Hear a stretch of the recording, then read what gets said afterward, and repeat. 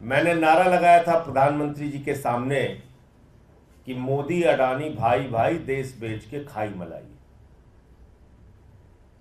क्योंकि 18 महीने पहले हिंडनबर्ग की एक रिपोर्ट आई जिससे पूरा देश और पूरी दुनिया अचंभित रह गए। वो रिपोर्ट क्या कह रही थी? वो रिपोर्ट यह कह रही थी कि दुनिया के तमाम घोटालेबाजों को इकट्ठा करके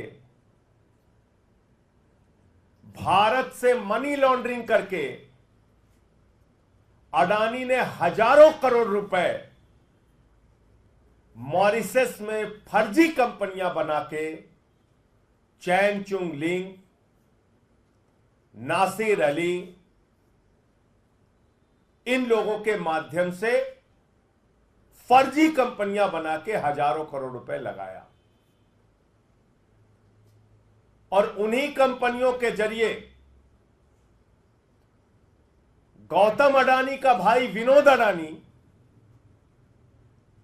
भारत में शेयर बाजार को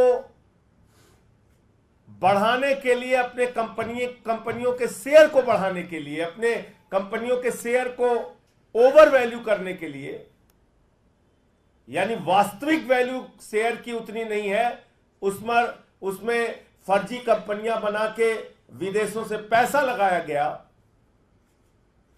और शेयर का दाम बढ़ाया गया। न्यू पेंशन स्कीम, देश के लाखों कर्मचारियों की पेंशन, एनपीएस, उसका पैसा भी शेयर मार्केट में लगता है। एलआईसी का पैसा भी शेयर मार्केट में लगता है। और अगर वहां यह घपला और घोटाला हो रहा है तो अडानी का पैसा नहीं डूब रहा है, इस देश के आम आदमी का पैसा डूब रहा है। यह सरल भाषा में हमें समझना चाहिए। माननीय सर्वोच्च न्यायालय में जब यह मामला गया, माननीय सर्वोच्च न्यायालय ने कहा इस पूरे प्रकरण की जांच सेबी करेगा। सेबी इस पूरे प्रकरण की जांच करेगा। सेबी ने अपनी जांच शुरू की। सेबी ने अपनी रिपोर्ट दाखिल की और 2023 के मई महीने में जो रिपोर्ट सेबी ने सुप्रीम कोर्ट में दाखिल की वो बड़ी हास्यास्पद है। आप सुनेंगे तो आपको मजाक लगेगा। सेबी सुप्रीम कोर्ट में कह रहा है कि हम ऐसे जुड़े 13 मामलों की जांच कर रहे हैं और ये कर रहे हैं, वो कर रहे हैं, और बाद में कह रहे हैं हमें पता नहीं है कि कहां तक ये जांच जाएगी। ये एक दिशाहीन जांच है। हुजूर कुछ गड़बड़ी तो हुई है, लेकिन हम बता नहीं सकते गड़बड़ी किसने की है।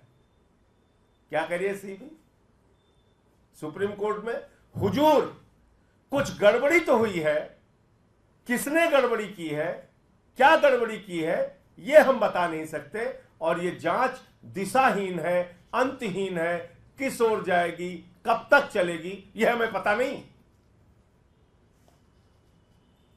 तो क्यों बोला सेबी ने? सेबी अध्यक्ष ने क्यों बोला ये? इसका खुलासा कल हिंडनबर्ग की नई रिपोर्ट में हुआ है। और वो क्या कहती है नई रिपोर्ट? कि सेबी की अध्यक्ष माधवीपुरी बुच और उनके पति धवल बुच ने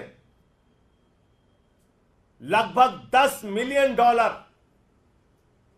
उन्हीं फर्जी कंपनियों में लगाए हैं, उन्हीं फंड्स में लगाए हैं जिसकी इनको जांच करनी थी। यानी जिस भ्रष्टाचार के मामले की जांच सेबी अध्यक्ष को करनी थी,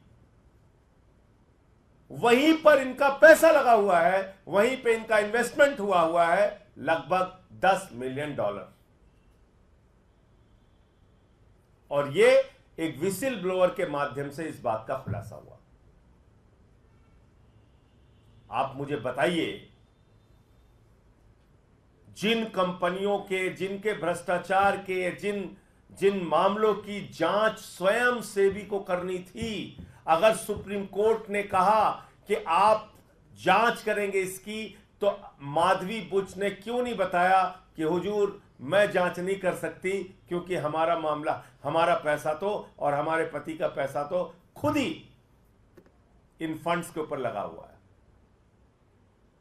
जिसको विनोद अडानी मैनेज करता है, जिसके जरिए हिंदुस्तान के आम आदमी को लूटा जाता है, जिसके जरिए हिंदुस्तान के आम लोगों का लाखों करोड़ रुपए का उनको चूना लगाया जाता है। फिर मैं फिर दोहरा दूं, 8,50,000 करोड़ रुपए शेयर बाजार में 18 महीने पहले इस देश की जनता के डूबे थे, भूलिएगा नहीं। और तब मैंने चिल्ला चिल्ला के कहा था कि यह बहुत बड़ा भ्रष्टाचार है, जेपीसी से इसकी जांच कराओ।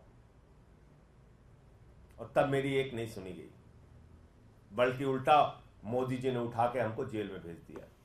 तो मैं भारत के प्रधानमंत्री से पूछना चाहता हूं, आप भ्रष्टाचार पे बड़ी बड़ी बातें करते हैं, भ्रष्टाचार को खत्म करने की गारंटी देते हैं, भ्रष्टाचारियों को जेल में भेजने की गारंटी देते हैं, और आपने एक तेलंगाना की सभा में कहा था अडानी कांग्रेस को टेम्पू में भर भर के रुपया पहुंचा रहा है। आप देश के प्रधानमंत्री होकर इतना बड़ा आरोप लगाते हैं, और जैसे ही आपकी शपथ ग्रहण समारोह होती है, भारत के सेना के सर्वोच्च पद पे बैठे हुए लोग पीछे बैठते हैं, अडानी आगे बैठता है।